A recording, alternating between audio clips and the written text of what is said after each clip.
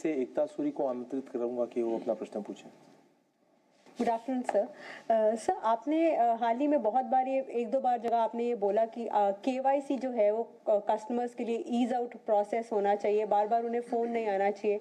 तो इसको लेकर सर क्या हम एक्सपेक्ट कर सकते हैं, क्योंकि CKYC में बहुत सी इनडिस्क्रिपेंसीज हैं, बहुत सा रेपिटेशन है, डेटा पुराना है, और दूसरा ये कि बैंक्स में ट्रस्ट होने के लिए अब फ्रॉड, डिजिटल फ्रॉड्स बहुत ज़्यादा बढ़ रहे हैं, लेकिन कस्टमर्स आज भी जब बैंक में जाते हैं एक जेन्युइन फ्रॉड को लेकर भी, तो भी पैसा वापस मिलने में बहुत दिक्कत आती है।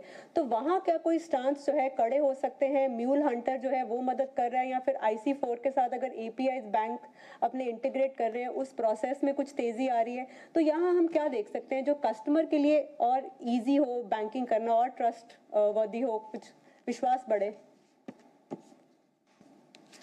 केवाईसी हमारे लिए एक निश्चित रूप से हमारे लिए प्राथमिकता है कि किस प्रकार से हम केवाईसी की जो पूरी प्रक्रिया है उसको हम सस्ता बनाएं एक और दूसरी ओर जो है उसको हम सुगम बनाएं।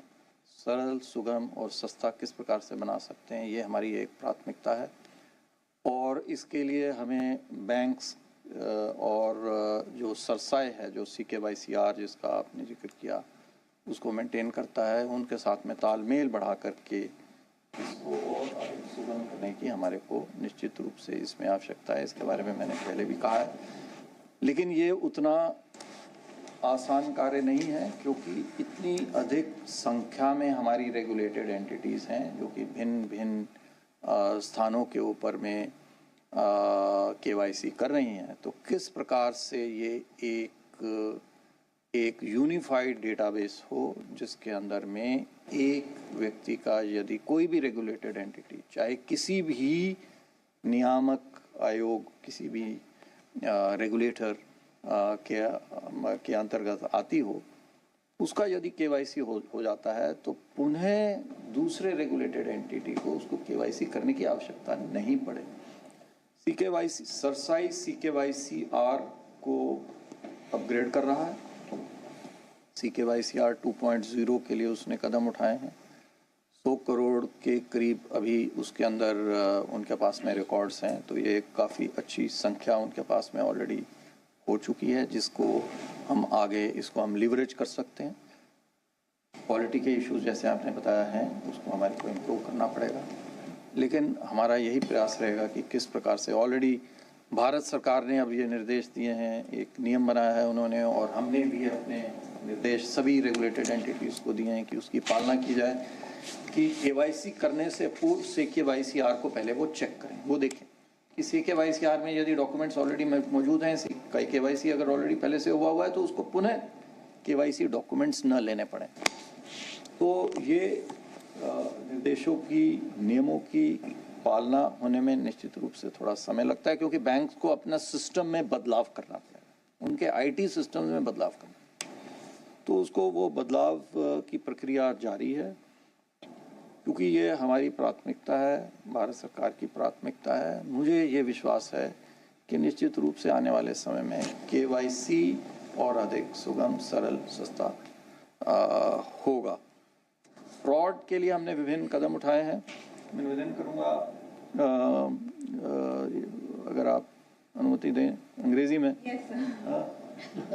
और हिंदी में मिस्टर स्वामीनाथन को कि वो जो है आपको विस्तार से इसके बारे में कि फ्रॉड के लिए हमने क्या क्या, म्यूल हंटर की क्या स्थिति है।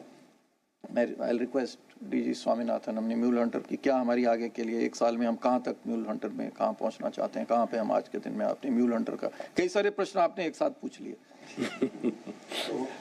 तो ये कई सारे प्रश्नों का जवाब देने के लिए let me get my team in. Yeah, just to sum up on the responses, basically digital frauds has been a major concern for all of us, and we have been working to ensure that the fraud risk management and the proactive risk management systems that are operational at the bank level are improvised so that frauds can be prevented. Well, of course, you also mentioned about if it occurs, what should be the compensation. There are limiting liability guidelines that are already in place. What we also have to bear in mind is that such money moves very fast and it doesn't remain in the control of the regulated entities oftentimes. But wherever possible, they are being impounded and being refunded, while success rates depends on how quickly the complaint is lodged and how quickly it is acted upon.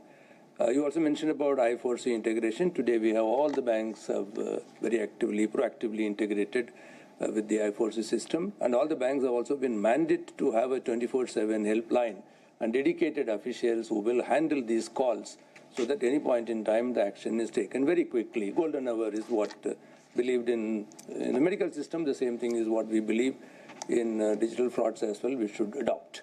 The third is in terms of Mule Hunter. The pilots have been extremely successful.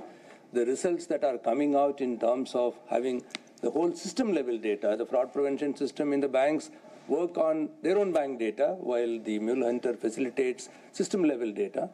The pilots that we have done with the large banks have been highly successful. The outcomes are almost near real time, and the models have proved to be effective. But these are AI/ML based models. They need time to learn. They need more data to digest and then become more successful. So we will take this pilot into production as quickly as possible. Innovation Hub has been working with the large banks have been participating. It is our intention that we become as near real time as possible to ensure frauds are prevented as much as possible, and should a fraud occur, and recover as much and as quickly as possible. That's the aim, but this will be a journey, because we have to remember that the fraudsters are always one step ahead. So we are invariably on a catch-up game, but we will probably catch up better.